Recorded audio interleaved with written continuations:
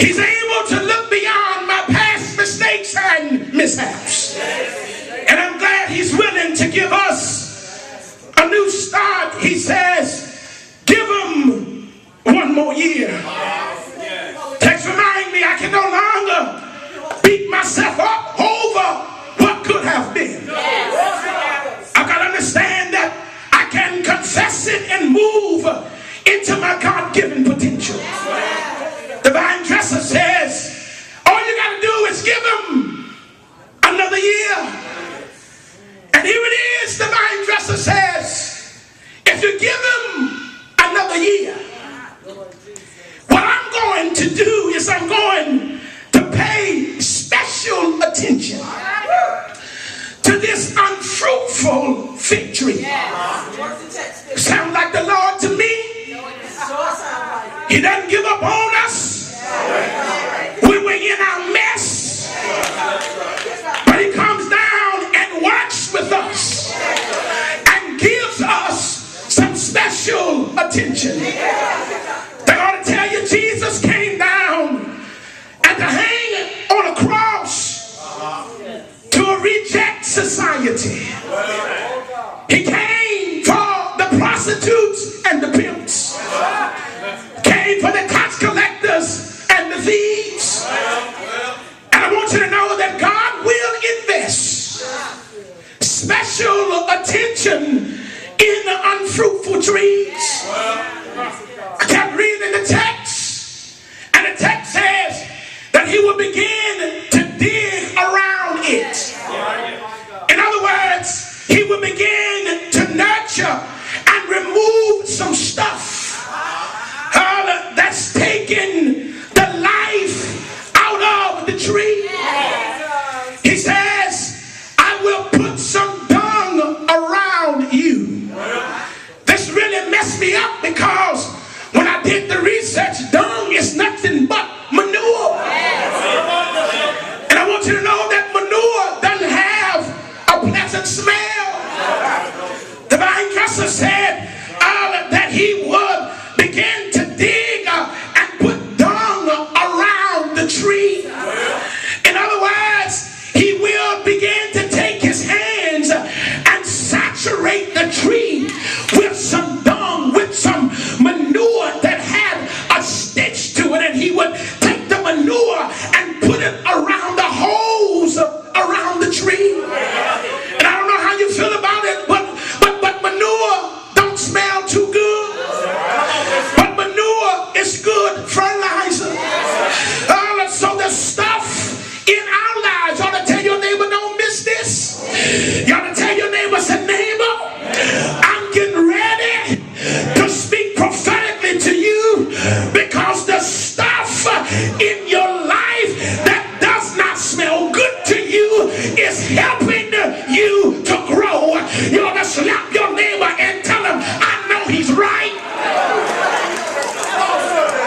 God will use experiences that does not smell too good to bless you.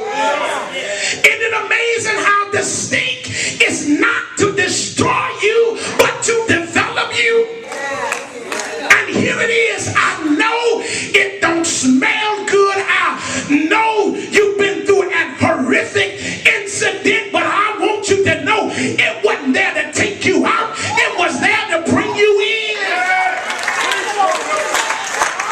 So the vine dresser is saying, I'm willing to put my hands in some mess to save this tree. Let me go on record and say, every now and then I find myself in some mess. Every now and then I got to put my hands in some mess. Every now and then when brother and sister don't want to act right and got some mess going on between them, I find myself having to put my hands. I wish I had some help in here. Every now and then I discover some stuff going on the job, and stuff ain't right on the job, and I got to stand up for righteousness and put my hands in some mess.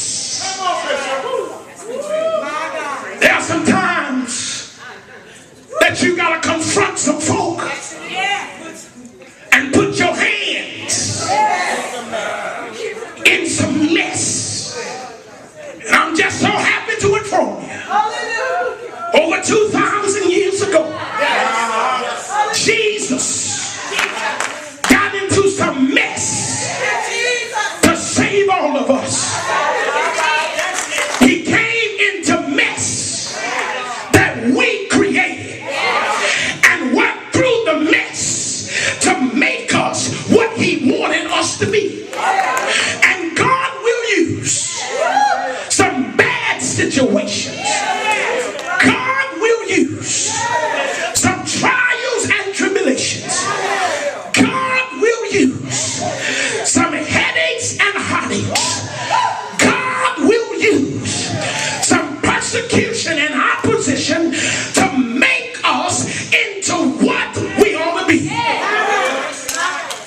Jesus came down from glory, took off the pearl spotless robe of divinity, and put on a stain-colored garment of humility.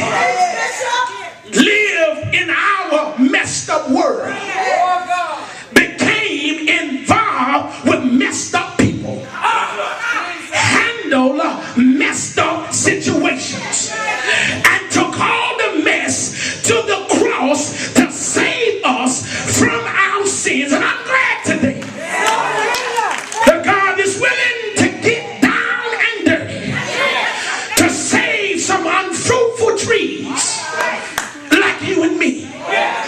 Now I want to see something else about this vine dresser, and I'm going to bid you farewell. When I look at the vine dresser, it gets me ready to shout.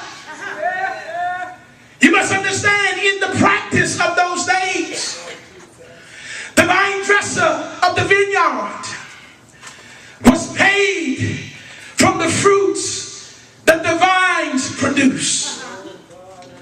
When the harvest came in, Modestia, a portion of the proceeds went to the vine dresser as salary for tending the land. So his livelihood depended on the fruitfulness of the trees. Notice he begs the owner. He says, give this unfruitful tree another chance. Notice now, I'm getting ready to get out there. Because here it is, a man that makes his living off of the produce. And the produce is not producing. And he goes to the Lord and said, Lord, give them one more year. It kind of got my spirit jumping, because this man was in effect leaking his future. He was leaking his salary. He was leaking his livelihood with the unfruitfulness of this tree. He was taking a risk on this tree. The simplest thing to do would be to cut it down,